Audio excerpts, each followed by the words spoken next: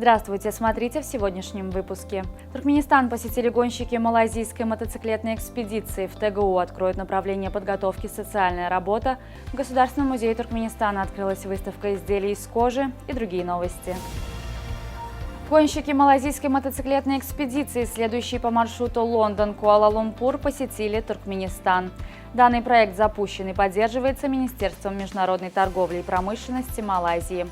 Экспедиция в составе 6 мотоциклистов за 66 дней объедет 16 стран и 66 городов и прибудет в Куала-Лумпур к 66-й годовщине независимости Малайзии. Ознакомившись с достопримечательностями Ашхабада, мотоциклисты продолжили свой путь в Мары, а затем Туркменабад, откуда с пограничного поста Фараб направились в узбекскую Бухару. В новом учебном году в Туркменском государственном университете имени Махтум-Кули будет открыт новый курс по направлению «Социальная работа», на который будет набрано для обучения 10 человек. Выпускники данного курса смогут работать в государственных системах труда и социальной защиты, образования, здравоохранения, МВД, местных органах исполнительной власти, а также в общественных организациях, на предприятиях и в организациях в качестве специалистов по социальной работе, педагогов и педагогов-психологов. В Государственном музее Государственного культурного центра Туркменистана открылась временная выставка, посвященная национальному кожевенному ремеслу. В экспозиции представлены изделия из кожи, национальные музыкальные инструменты, ювелирные изделия, приспособления для охоты, предметы обихода, одежда. Также здесь можно ознакомиться с работами известных живописцев, выполненных на коже, и старинными фотографиями.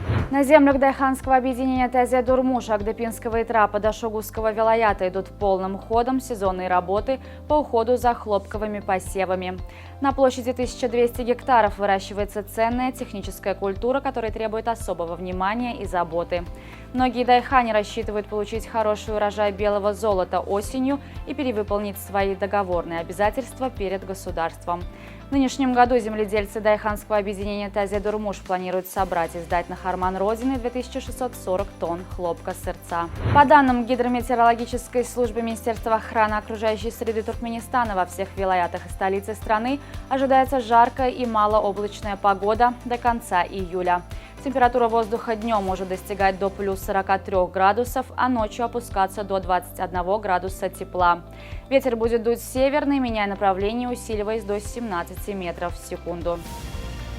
На август этого года придется сразу два полнолуния – 1 и 31 числа.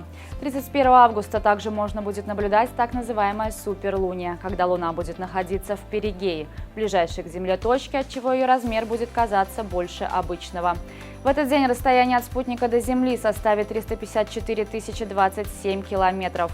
В ночь суперлуния Луна визуально будет казаться примерно на 13,5% больше, чем когда она находится в апогее, на максимальном удалении от Земли. Прямое авиасообщение между столицами Узбекистана и Венгрии запустят в августе этого года.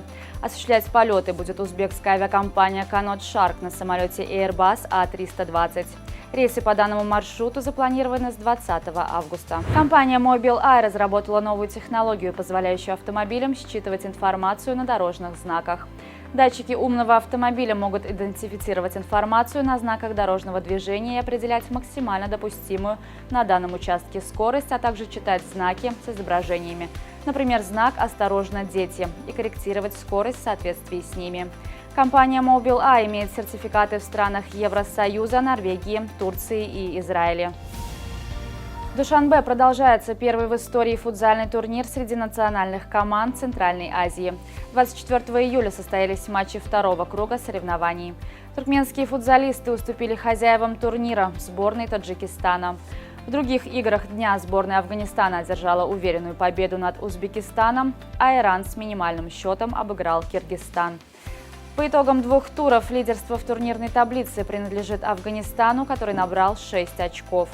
За ним следуют 4 команды с равным количеством очков – Узбекистан, Таджикистан, Туркменистан и Иран. В многопрофильном спортивном комплексе города Аркадак прошел открытый чемпионат по смешанным единоборствам ММА, рукопашному и универсальному бою, хапкидо и кабади. В турнире приняли участие свыше 200 бойцов разных возрастов. Организаторами мероприятия выступили Федерация боевых искусств Хан-Мудо Туркменистана, Главное управление физкультуры и спорта города Ашхабад и города Аркадак. Состязания помогли найти новые таланты, которые в будущем будут защищать честь Родины на международных аренах. На сегодня это все. Желаю вам хорошего завершения дня. Увидимся завтра. И не забывайте, что Туркменпортал ваш самый надежный источник новостей.